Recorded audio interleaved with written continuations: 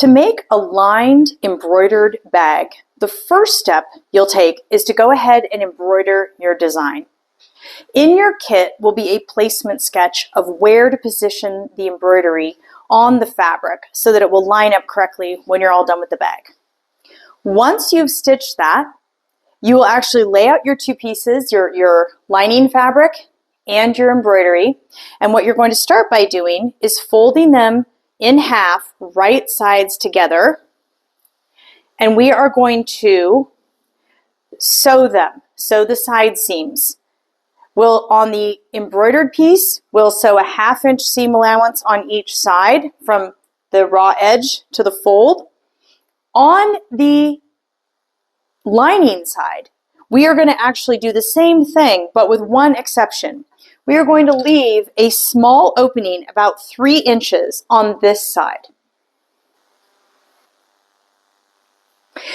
We have sewn our embroidered linen piece together with a 1/2 inch seam allowance on each side. It is right sides together, so we're looking at the wrong side. And we've done the same on our lining fabric, right sides together. We're looking at the wrong side here. And here we've done the same thing, a 1/2 inch seam allowance here and here, leaving about a 3 to 4 inch opening here. We'll use that later on to turn the bag inside out. So that's why we need to leave that here. Now, this next step is how to create a box bottom to your bag. This will give the bottom of your bag a little rounded shape, and you can choose whether or not to use this for your bag. It kind of depends on what effect you want, and it depends also on your design. On this design, we have just a nice little border here, so having the bottom of that bag rounded is going to look really good. But on other bag designs, something where you have the design that fills more of the bag, you may choose to skip this step and just have the bag be flat at the bottom. It's just a matter of personal preference. So to make the box bottom, what we do is we open up the lining like this, put your hand in there, and then you are going to actually take and with your fingers sort of spread out that seam till it looks like this, till the side seam is going perpendicular, or I guess it would be horizontal here, and it creates a point like this. You're going to sew across that point. I'm going to sew about 1 inch or 1 1/4 here. You can kind of go 1 to 1 1/4. The wider you make this seam, the farther up the point you go, the more of a box bottom your bag will have. So for these bags, I like to do about 1 inch. So I'm going to sew that here, and then I'm going to turn it over, and I'm going to do the same thing at the other side, opening it out and sewing that 1 inch seam. And then I'm going to do the same thing on the lining. I'm going to open up the lining, and I will sew that box bottom seam, same thing here on one side, and then flip it around and sew it on the other side. I've sewn my box bottoms here, and I've pressed my seams open just until they reach the box bottom. It isn't going to necessarily press super flat there. You could slit open that seam allowance, but I always feel like it's a little bit more secure to just kind of let this be a little smidge bulky, especially with fabrics like linen that fray easily. I would rather have a little bit of bulk there than have the seam come undone. So now we have our box bottom corner at each side, and we're looking at our bags, our bag and our lining, and it's wrong sides out.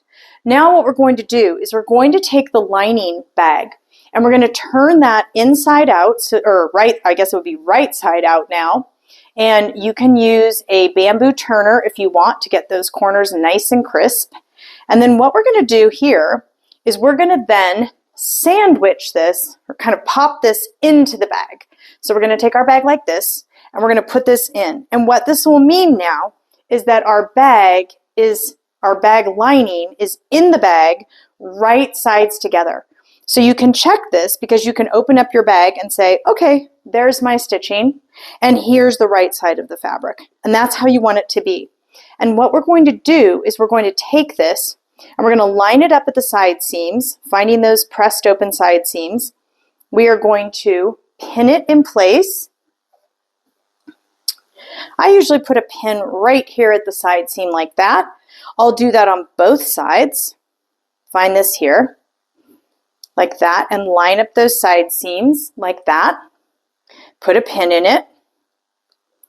Then I usually take it like this and I kind of like just kind of shake it a little bit and lay it out flat. And then I'm going to also put another pin here that's kind of right at the center of the front. And then I'll do that again at the back. I just like to have some extra pins in there to kind of hold everything in place. It's okay at this step if your lining fabric, if you have just a little smidge more lining fabric than your embroidery fabric, that's fine, because the lining fabric is much finer, and it will, as you do the seam, you can always put in like a little tiny pleat or kind of ease it into there. So now what we're going to do is we're going to take this to the sewing machine, and working from right here, I'm going to sew a 1/2 inch seam allowance all the way around.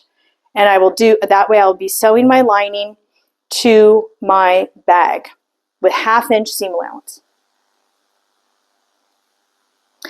I have now sewn my bag lining to my bag with a, I believe I actually said a 1/2 inch in the last section of the video, but I usually sew it with a 1/4 inch. So you can sew with either a 1/4 or a 1/2 inch. It doesn't really matter. I just don't like to have to trim it. So I sew it with a 1/4 inch. Now we're at the fun part. We're going to pull out the bag lining like this, and we're going to look for that opening, that side seam opening that we left when we first sewed the side seams on the bag lining. And we're now just going to turn the whole bag through that opening. We're going to bring the whole bag through that opening. Now we're going to have to work this. The lining part is really easy because it's very light and fine fabric. The linen, because it's a little thicker, can be a little trickier. So you're just going to get in there and just turn it inside out. And I usually like very gently though. Don't pull too hard because you don't want to rip any of those seams, and you don't want to damage that delicate fabric. But you can see here comes our design, and we're going to pull that out like this. And then I usually, now, okay, so this is what it's going to kind of look like, is like this. I'm going to put my hand in with a bamboo turner through that opening like this, and I'm going to actually get in there, and I'm going to use the bamboo turner to pull out that box bottom seam a little bit. And it'll kind of pull it out like this, like that. There we go. And I'll do that on both sides of the linen, the embroidered section, the outer section of the bag. I'll do that on both sides. You can also use a chopstick if you don't have a bamboo turner, and you can see that box bottom start to appear. And then I'm going to do the same thing on the lining. The lining is a little easier because it's, again, a little finer fabric. Now I am going to take, once I have it this way, I'm not going to worry about this opening. I'll sew that very last. I'll blind stitch that closed at the very last. I am now going to take and tuck the lining into the bag. I'm going to open it up like this and tuck the lining into the bag. And here you can also, again, use your fingers or use a bamboo turner or a chopstick to get that situated in there. You can also kind of smack it against a table. I've done that too. And now what I'm going to do is I'm going to go to the ironing board, and I'm going to press this top edge, and I'll probably hit the side seams a bit and just give it a little bit of a press to kind of set that. When I'm pressing the top edge, I am making sure to roll that lining to the wrong side of the bag so that we don't have any lining peeping out like that. Although it does look kind of cute when the lining peeps out like that. So you can kind of decide how you want that to look. But I like it with the lining firmly set behind the linen. And so I will actually, at the ironing board, I will be working on this from the lining side. I will be setting this out like this and working with the tip of my iron to set that lining behind the linen. Once I've put my lining into the bag and sewn it, or pressed it in place, the next thing I'm going to do is I'm going to sew the casing. And the way I'm going to do that is I'm going to sew a line 1/2 inch down from the top, and then another line 1.5 inches from the top. So this first one is 1/2 inch. And the second line is 1.5 inches from the top. And that is going to create my casing that I can put my braided cord through. Then at the sides, I am going to use a seam ripper to remove a few of the stitches at each side seam, just on the linen. That is going to create my casing. I won't remove the stitches on the lining fabric, but just the linen. I just use a seam ripper and I just take out a few stitches there. Then I make my braided cord. In your kit is extra yards of the color for the braided cord. You take 9 strands of 9 1-yard strands of DMC floss and knot them at one end and separate them into 3 segments and braid them. This ends up being about 30 inches. 1 yard of floss will end up to be about 30 inches or so when you're all done. Then you simply take a safety pin. You're going to put it through the braided cord like that at the end. And now we're going to just feed it through the casing like this. And we're going to put it in the casing and feed it through. Like this. Now, when you get to the end here, sometimes it can get a little bit hung up in the seam allowance, so I just put a finger in there and pull that through like that. And now I'm going to keep feeding it around till I come out at the side I started, like that.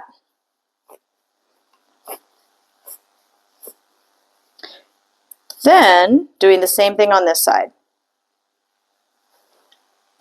Now what I'll do is I will take the second braided cord, and I'll feed it through from the opposite direction with the same idea. Using a safety pin and feeding it through, starting on this side now instead of this side, so the opposite side, and we'll put that and feed that through, and we'll keep feeding that through like this. Again, when we get to the end, I usually put my finger in there just to kind of feel for the safety pin. There we go. Pull it through, and then we're just going to kind of feed it in right on top of that other cord and keep coming around like that. I really like a drawstring bag that has the drawstrings at either side. I think it just makes it look really nice. And so that is how you pull it through and create your drawstring bag. Remove the safety pin. And now you have your beautiful drawstring bag, and you can pull it together like that. So you can either do the box bottom or you can do the flat bag. They're both a fantastic finishing technique for your embroidery.